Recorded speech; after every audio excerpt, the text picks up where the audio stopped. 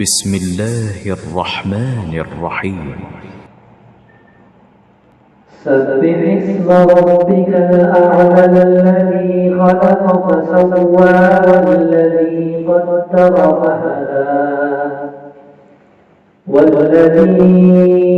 أخرج المرعى فجعله غثاء نحوا سنقرئك فلا تنسى إلا ما شاء الله إنه يعلم الجهر وما يخفى ونيسرك لليسرى فذكر إن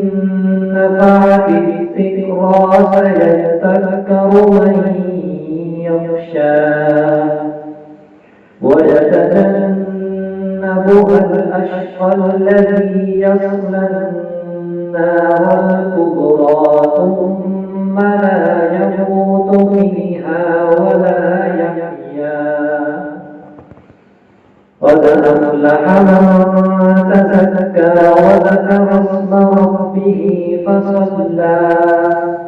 بل تؤثرون الحياة الدنيا والآخرة خير